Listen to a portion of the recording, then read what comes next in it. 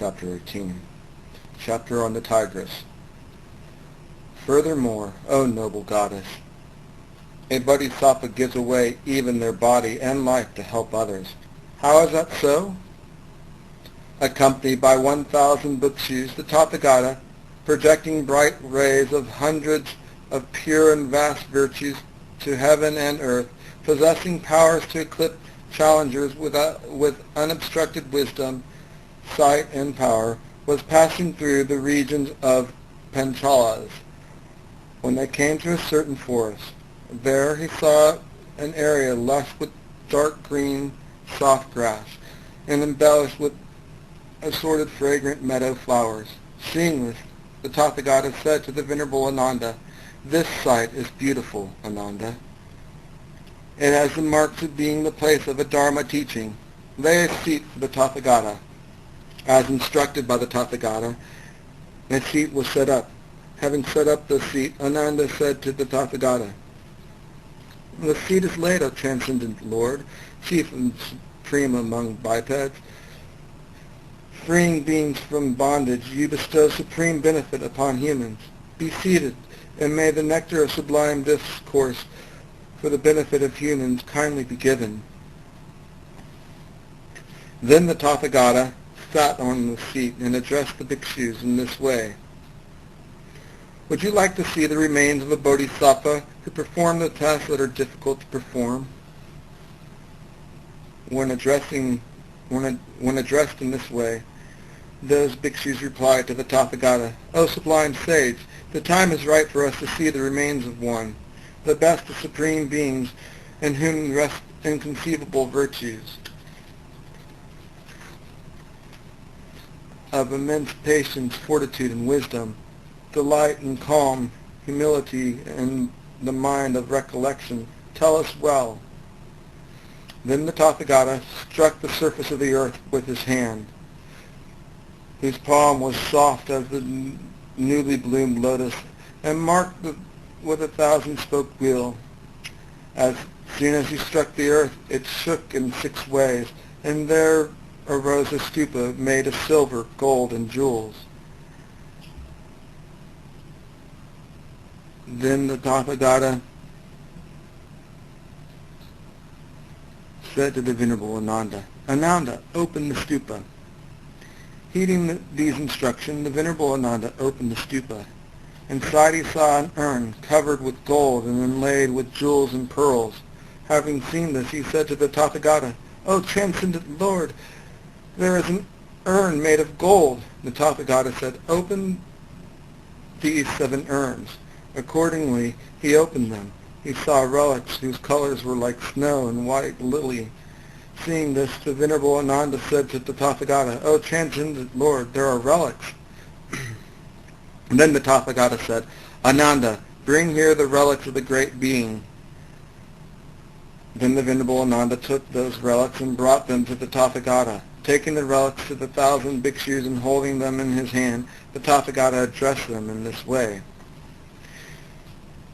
"Here are the bones of one endowed with excellent virtues and supreme intellect, humility, meditation, delight through patience, and sublime fame. One who continually strove for the wisdom of his enlightenment. Intelligent and possessing steadfast, joyous perseverance, he always delights in giving." Then the Tathagata said this to the 1,000 bhikshus, "O bhikshus, offer homage to the bodhisattva's relics, fully charged with ethic and virtue, which are a field of merit and extremely rare to see."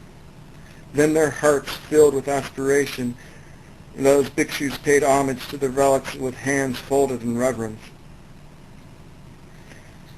Then with hands folded, the Venerable Ananda addressed the Tathagata this way. "The Tathagata, transcendent victor, has risen above all the world and is venerated by all beings. How is it that the Tathagata venerates these remains?" Then the Tathagata replied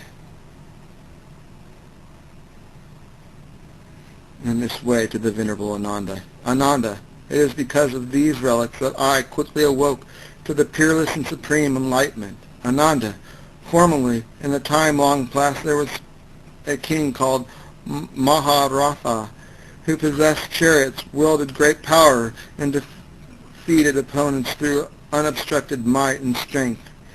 He had 3 sons, who were like sons of the gods, Mahapranada, Mahadeva, and Mahasattva. One day the king went to the park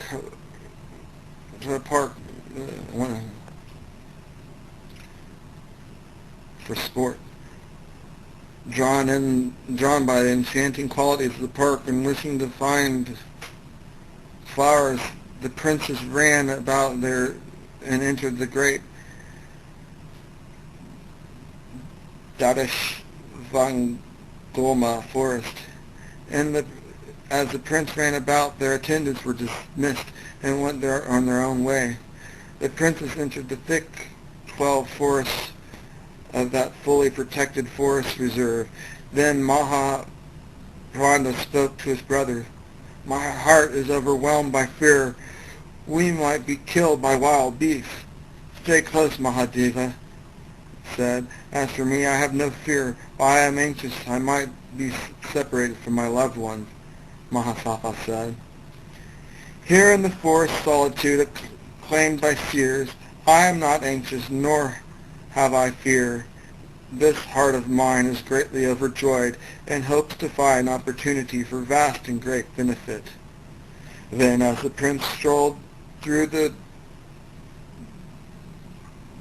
Dadashvanagulma forest, they came upon a tigress who had given birth the previous week, surrounded by her offspring, hungry and thirsty, famished, her body extremely feeble. Seeing her, Mahapranda said, "Alas, it would be 6 or 7 days since this wretch gave birth. She has not found food.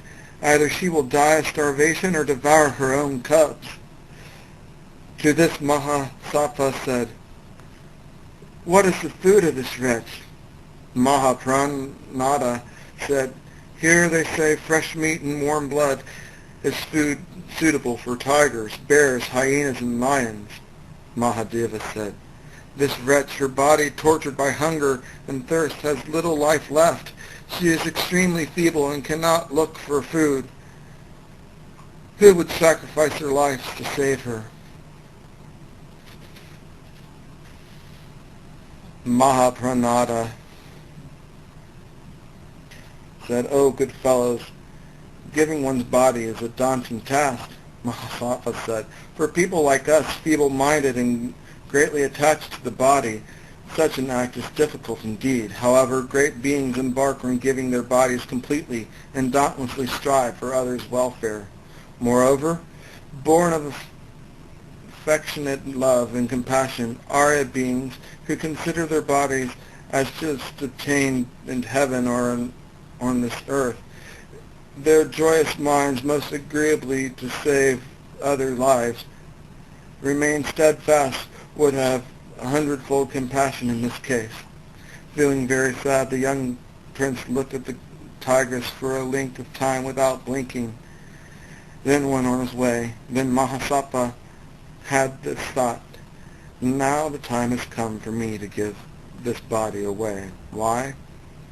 Although I have long guarded this putrid body, subject of death and decay, providing it with food and drink, clothing, vehicles, and luxurious beds, ultimately it is doomed to crumble and end in woe. This body has no purpose save to abandon its unknown nature. Furthermore, since it is wholly impure, it will not endure.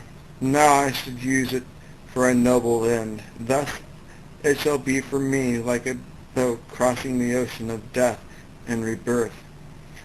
Moreover, giving this body possessed of hundreds of abscess-like existence, filled with feces and urine without core like foam, bearing hundreds of worms, laying waste to what has been done, I shall attain the Dharmakaya, timeless state, free of the afflictive aggregates, sorrowless and endowed with samadhi, replete with hundreds of stainless virtues. His heart brimming with supreme compassion and resolve, he asked his brothers to leave him. You too can go off. I am returning to Dadashvana Goma for the personal thing. Then Prince Mahasapa left that part of the forest and returned to where the tigress was. He hung his clothes on the forest creeper and prayed, to benefit transmigrating beings, may I attain the peace of peerless enlightenment. My mind compassionate and steadfast, I give this body which others find hard to give up. May I achieve the flawless, priceless enlightenment that bodhisattvas know so keenly seek. I shall free beings in the triple world from the intense fear of the ocean of existence. Then Mahasapa lay in front of the tigress, but the tigress did nothing to the compassionate bodhisattva. The bodhisattva thought, alas, she is too weak and incapable. He rose up in search of a sharp weapon, and did not find one. Taking hold of a strong branch of bamboo stick, 100 years old, he cut his throat and fell down before the tigress. When the bodhisattva fell down, the earth shook in 6 waves, like a boat pounded by wind amidst the sea. The sun, as if caught by Rahu, did not shine with its rays. Flowers mingled with divine perfumes and powders fell. Then a certain goddess, her mind overwhelmed with astonishment, praised the bodhisattva. O noble-minded one, holding all beings in your compassion, here as you joyfully give your body, hero amongst men, before long and without trouble you will find pristine peace, that tranquil supreme state devoid of birth and death's pain. Then licking the blood-stained body of the bodhisattva, the tigress reduced his body to bone without flesh and blood.